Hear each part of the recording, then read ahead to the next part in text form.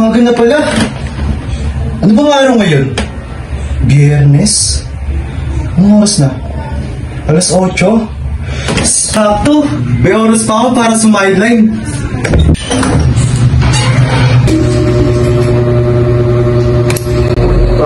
Do what I should, right? Point, right? Do what I could, right? Point, right? Do what I should, right? Point, right? Do what I could, right? Point, right? Do what I should, right? Point, right? Do what I could, right? Right? Do what I should, right?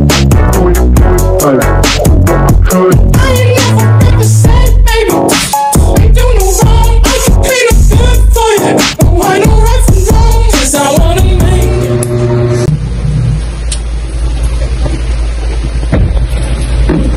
Halo. Tingin mo pero, bumawi lang. Wala na nga, kulit mo. Leche, wala ka rin kwenta eh, no? Ano ba yan? Aga. Mas lang ako ha.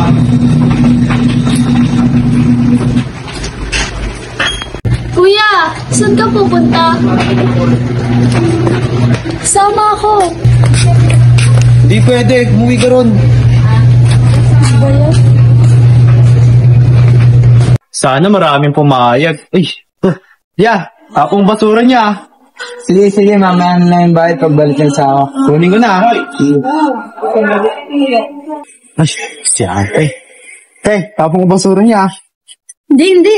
Ako na magtatapon yan. Sayang pera eh. Doon ko na. Pang 5 tanggi na. Ibenta na nga lang ko ng bangus. Ben, tungal sa tapong basura, makabenta na nga lang.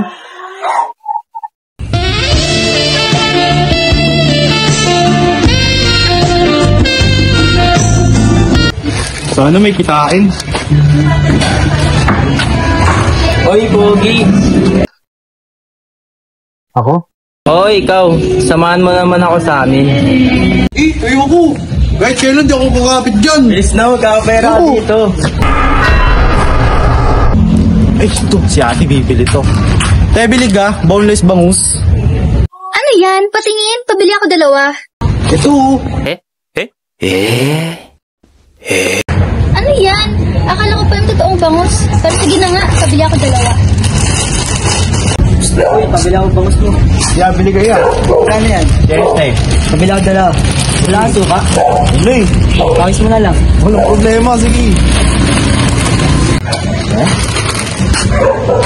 Tumal ng bangus. Pogi, kung dismayado ka, bilhin ko lahat yan. Sumama ka lang sa akin. Ayoko.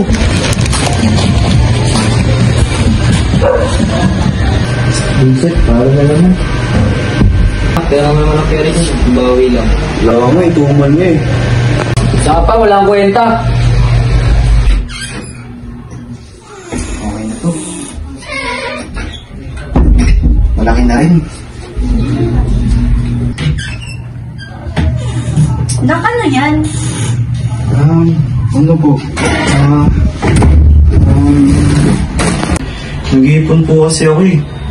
Para sa tuition. Huwag po kayo humingi, baka kunin ni tatay. Oo naman anak. Susuportahan kita.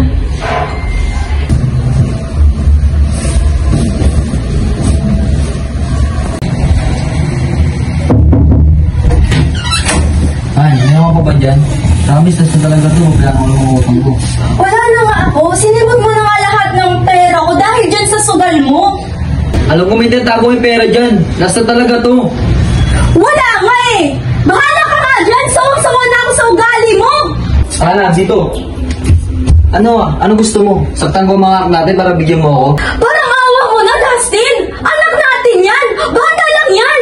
Huwag mo saktan. Si Ram, maipon siya. Ma, ba't mo sinabi? Ituturo ko nga sa'yo kung nasaan. Itigil mo lang yan. Huwag mo saktan ang anak ko. Mama, wag. Wag mo sasabihin sa kanya dahil kawawa si kuya. O, Hasan! Hasan! Nandito! Big. Ano nangyari? Kuya, wait mo. ginawa ni Papa. Anak, sorry. Ang sabi ko sa Papa mo, sinasaktan niya kasi si Bunso. Hindi ko kaya. Okay lang kayo? Basta si tatay. Ewan ko. Hindi ko alam. Baka nasa baba. Puntahan mo doon. Tay, saan mo ginamit yung pera? Pinagbayad ko ng utang. Salamat sa ipon mo ah. Tay, para sa akin yun. Para sa pag-aaral ko yun. Wala ka bang awa sa mga anak mo? Bakit? Ano ba gusto mo mangyari? Hindi ko mabayaran ng utang ko? Ano ba, tay? Dugo at pawis ang inaalay ko ron. Para lang hindi umasa sa inyo. Nakatira ka sa pamamahay ko. Pinapaaral ko kayo at pinapakain din. Kaya huwag kang magsalita na sa akin ng ganyan. Bakit mo kayo sinusumbat yan? Pinili mong maging ama. Responsibilidad mo yan. Ang tagal mo nang pinangako sa nanay na magbabago ka. Pero hanggang ngayon, wala pa rin. Ah, ganun. Lumayas ka sa pamamahay ko. Oo talaga. Hindi ko na kayang manirahan sa bahay na to. Kuya! Huwag mo kami iwan! Hindi, umuwi ka ron. Babalikan ko kayo. Kuya! Tana!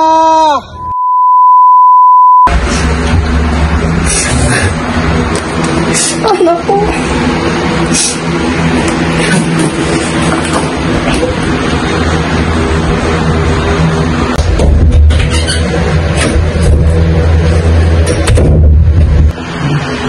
Walang kwenta. Wala kang kwentang ama. Tingnan mo nangyari sa kapatid ko.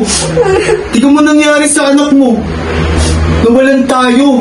Nawalan ako ng kapatid. Nawalan ka ng anak. Ram, muminahon ka. Huwag mo masasalita ng ganyan. Ama mo ako. Ama niyo pa rin ako. Ang kapal naman ng mukha mo sabihin sa akin yan ngayon. Ama? Ama? Anong klaseng ama ka ba sa amin? Ha? Ama na walang ginawa kundi manghingi ng pera sa nanay? Ama na kaya magsinungaling para sa pesteng sugal na yan? Ha? Ama na kayang saktan ng kanyang pamilya? Anak, hindi ko rin naman ginusto yun. Nasaktan din ako tulad niyo. Tay, tama na. Aalis na ako sa lecheng bahay na ito. Hindi nyo na ako makikita. Kung mangyayari man, hindi na ako yung Ram na nakilala nung mahina. Ikaw ang dahilan ng lahat ng to! Anak, wag!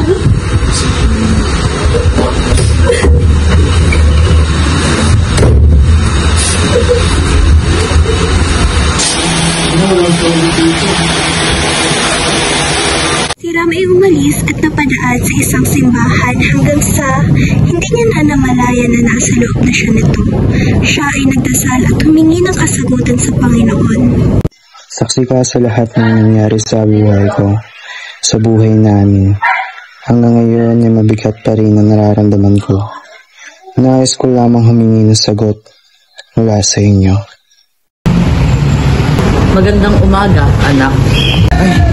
Magandang umaga rin po, pare. Halika't tara, umipo muna tayo doon. Sige.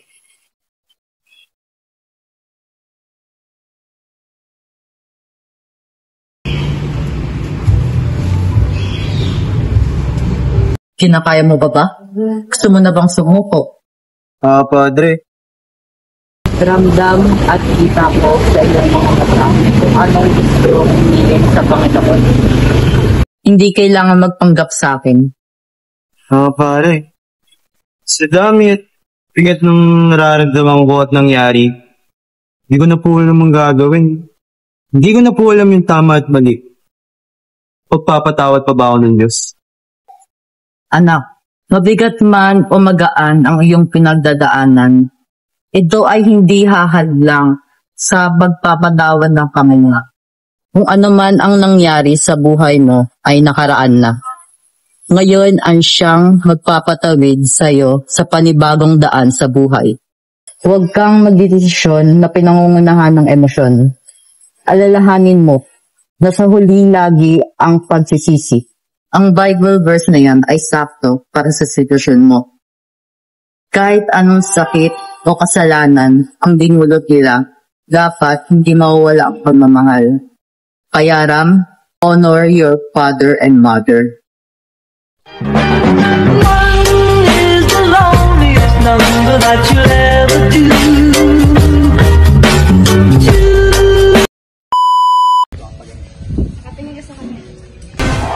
Hindi Hindi ko gagalawin ulo ko. Okay na to. Oo, ikaw. Samahan mo naman ako sa amin. Walang ka ng anak! Oh my God, what is that? Oh my God! Anong kailangan kong gawin? 1, 2, 3, go! When you know, you know.